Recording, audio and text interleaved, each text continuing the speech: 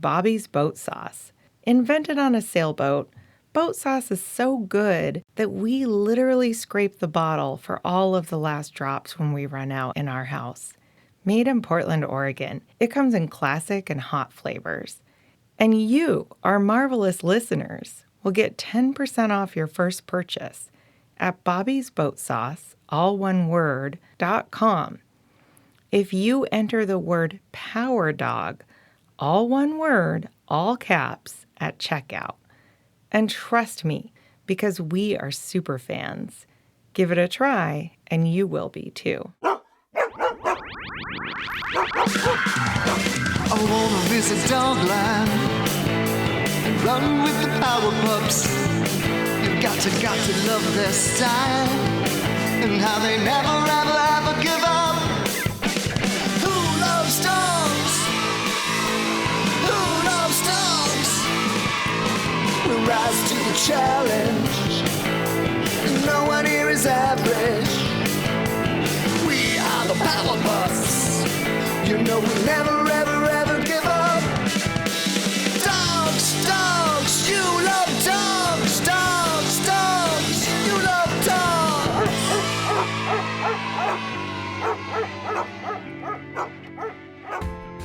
Hello, friends, and thank you for tuning in for episode 8 of season 1 of The Adventures of Power Dog in Dogland.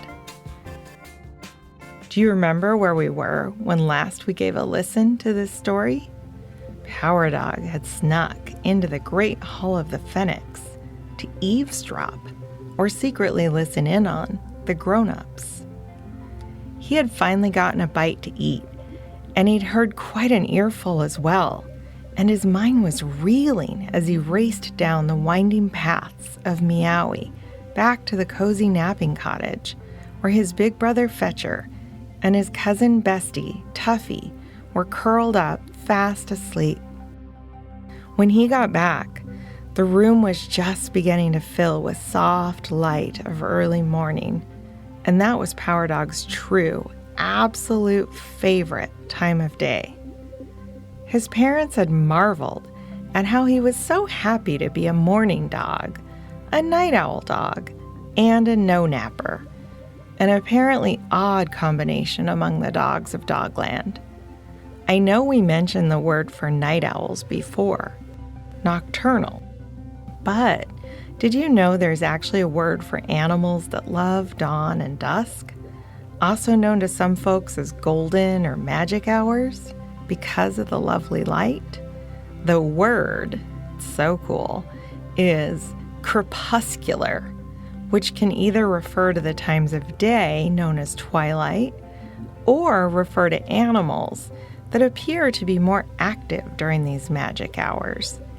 If you have or know a pet cat, then they might be a crepuscular individual.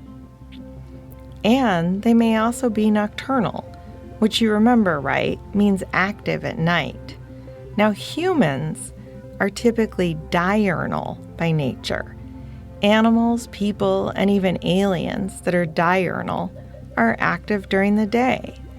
Power Dog defies all of these terms, referred to as chronotypes, as he loves being awake at any time of day or night.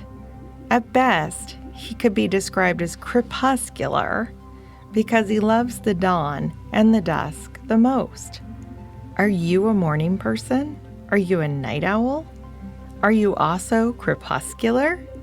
I think I am, because I love magic hour, and I especially love a good sunset. Now, back to Power Dog, who was just about to wake Fetcher and Tuffy, when the two dogs' eyes popped right open. Tuffy wasted no time, bounced right up onto all fours and looked around eagerly. Fetcher, on the other hand, very slowly and deliberately stretched out all four corners of his body and yawned as he slowly rose.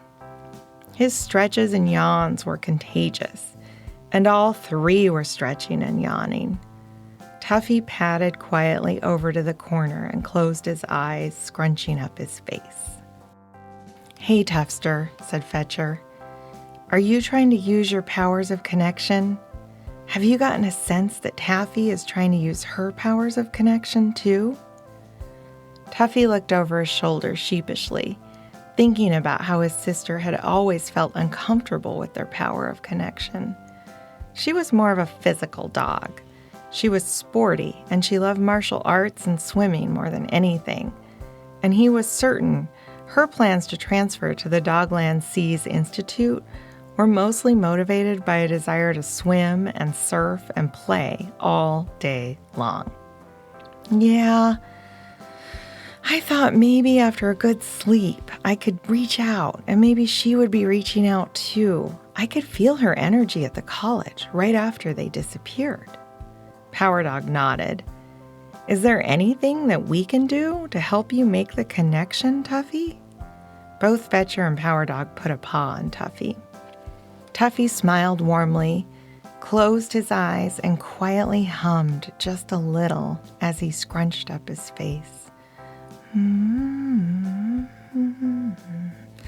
After a moment, his eyes popped open. He grinned and said, Yep, I feel our energy again. I do." Yes, exclaimed Power Dog and Fetcher. "Hi, Paw," hollered Fetcher. The dogs bounced up and slapped paws happily. Fetcher was excited and raring to go. "We are absolutely going to find Taffy and Tick Tock, 1,000%. Tuffy smiled at Fetcher and asked, "Does Cody know anything about where they are or what will happen? Do you know?" Fetcher smiled back and then looked down. "I'm sorry, Tuffy. We didn't talk about it. Cody only sent me to intervene in matters relating to the volcano. Cody doesn't see and know everything. Just sometimes he can see the future. And I have learned that most things we worry about tend to work out. So now let's go see what the Phoenix and Mom and Dad have figured out." Fetcher paused for a minute as he looked at Power Dog and asked, "Hey, why are you wearing my cape? And what's that you've got there?" Power Dog handed both of them a delicious Dogland banana. Then he put the weird metallic suits and the metallic stone chalice he'd taken from Dr. Leonard's table on the floor in front of them. He took a deep breath as Tuffy and Fetcher looked at the things, then back to him, then back to the things, then back to him. "Guys," he said, "listen, I'm flying into that volcano today."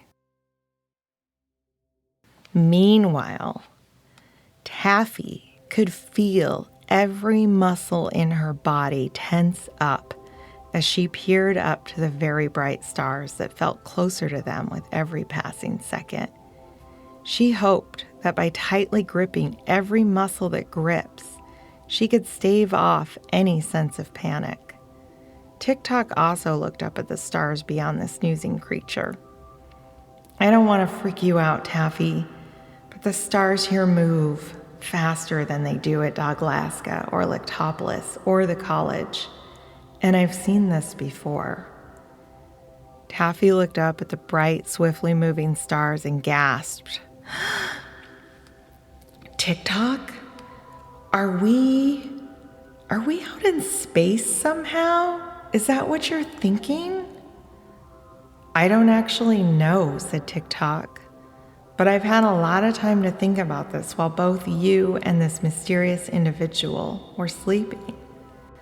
Taffy nodded, looked at the creature, and wondered just how long it had been and just how tired might Tick Tock Bunny be.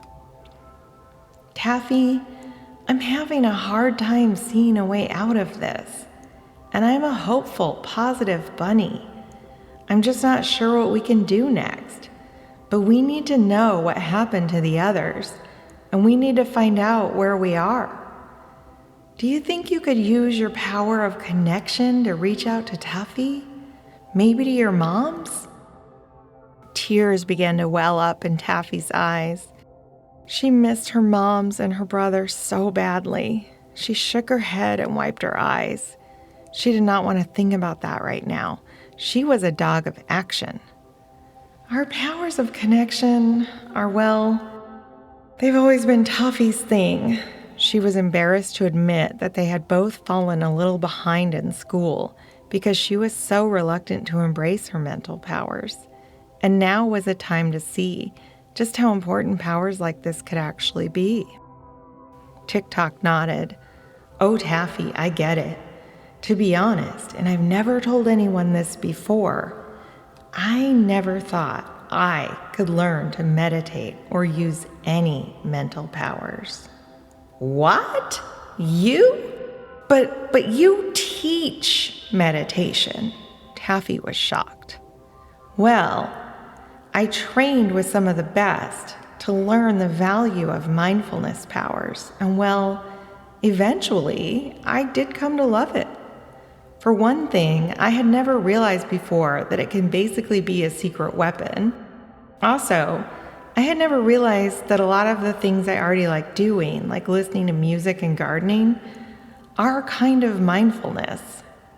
Taffy nodded, thought about these revelations Tick Tock had trusted her enough to share, and then perked up. I love to swim and just listen to the ocean waves. Is that mindfulness? Could that help my powers? Yes, it could be. Tick Tock was perking up too. I love to kick, flip-flop, and bounce the day away. But I have found over time that I also love to sit still and just be. I love to sit in the gardens and just listen to every sound, to try to listen to only a single blade of grass, or to hear a tiny doggerfly's wings gliding on the wind. Taffy closed her eyes as he spoke and imagined the gardens, the blade of grass, and the doggerfly's wings. See?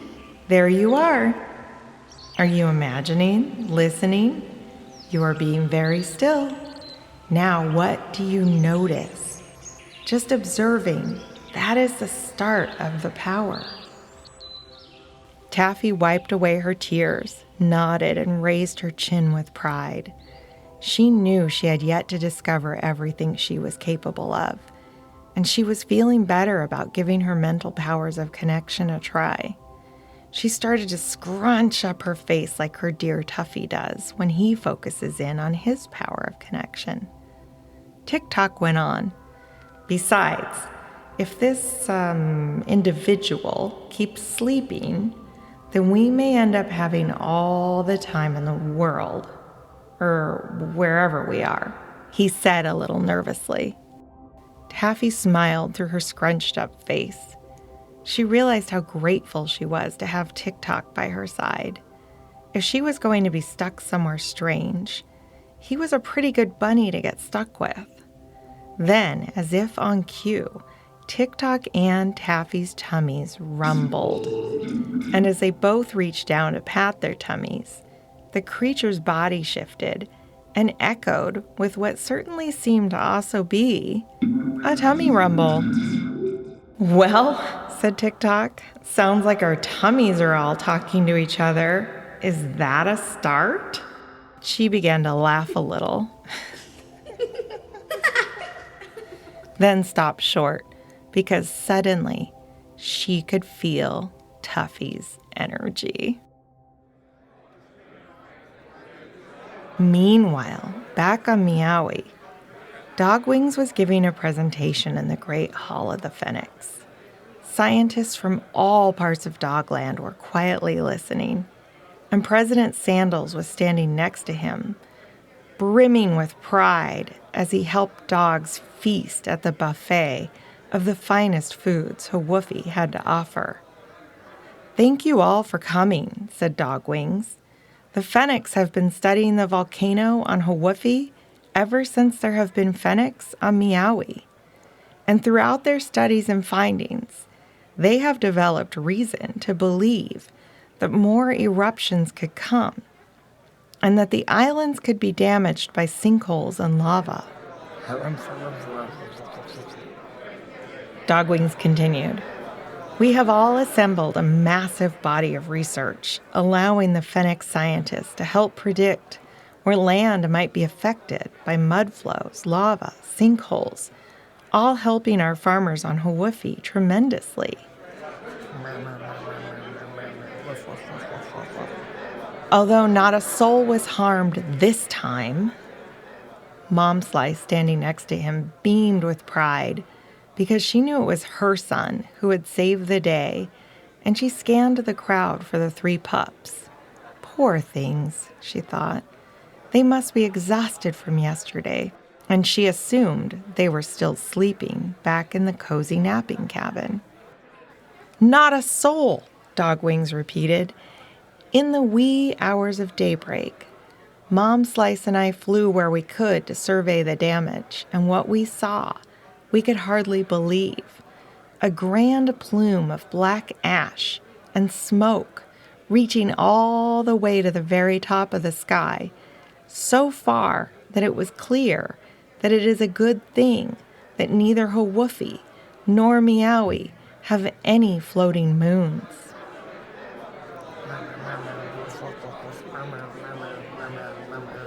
As many of you know, Dogwings continued, legend has it that eons ago, before we had written word and even common language, Hawoofi'i and Meowie were all one large land. There were a few small tribes of dogs, and one of the tribes was what would become the Great Society of the Phoenix. It is said that late one night, a huge noise was heard by all, and the center of the land fell into the Dogland Sea, separating the tribes to 2 lands, Hawoofi'i and Meowie. Some tribes even took to the seas and became the Great Society of the Hawoofi'i Sea Dogs. He nodded to a large white dog with spots seated close by. The dog nodded back to Dogwings and smiled graciously. Meanwhile, back in the cozy little napping cabin just down the path. Did you just say inside, as in inside the volcano? Asked Tuffy. Fetcher put down his second Dogland banana and said, so seriously, what? Did you just say inside the volcano today? Power Dog drew in a deep breath and he blurted out, listen, okay, I snuck into the hall in the middle of the night, okay? And, well, they had a lot of plans, and they think there is a chance that the 2 events, the monster and the volcano, are somehow related to each other. Fetcher's mind was reeling, and so was Tuffy's. What? Said Fetcher. Yeah, said Power Dog.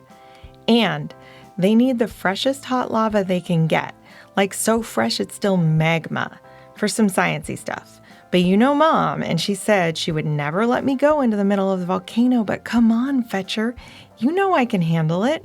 I have heat resistance. And if there's like any chance at all that getting fresh lava will help them figure out where Taffy and Tick Tock are?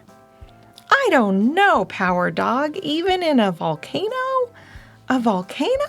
Questioned Fetcher. How could getting lava help find my sister? Asked Tuffy. Well, I don't know for sure, but they were talking along those lines. And seriously, you guys, if there's any chance, then I'm going for it. And I grabbed these suits that the Phoenix made, and I grabbed their hot lava collection thingy, and I'm going. Hey, maybe you 2 could go along to the hall and just kind of cover for me. At this, both Fetcher and Tuffy did a banana spit take. No way, they both barked in unison. Yeah, no way, Power Dog, we're coming with you, said Tuffy. Yeah, agreed Fetcher.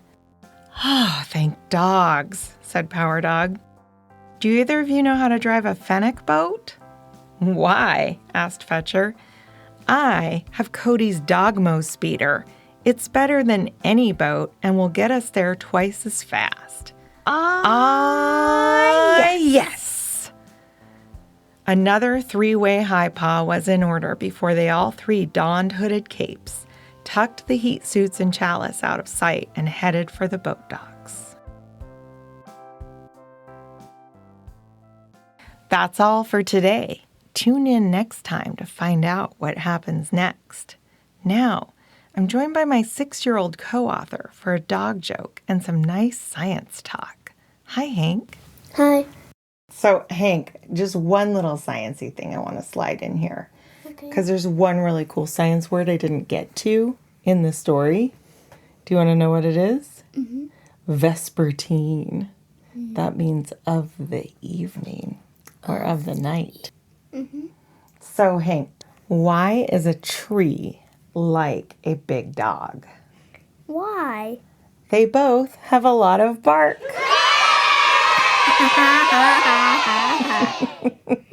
That's really funny. I think it's really funny, too. And once again, listeners, thank you. We hope you subscribe and join us next time to hear more of this story. Stick around to the end for another great song. This time, we're going to treat you to the sweet sounds of our cousins, Olivia and Charlotte Marckx, also known as the Sempre Sisters. Sempre is a musical term meaning always, and they are always sisters. Olivia and Charlotte have been playing fiddle and cello in beautifully crafted arrangements since they were both knee-high to a fiddle themselves. It is not lost on us how wonderful it is to have a musical family.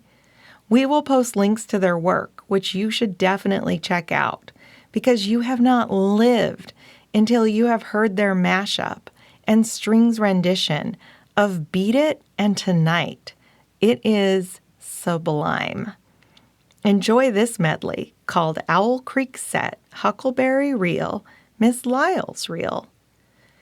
And if you liked what you heard, you can see more content at our website, PowerDogAdventures, all one word.com. There you can sign up for our infrequently emailed newsletter and also send us some good dog jokes. And we'll be forever grateful if you feel like telling your friends about the show.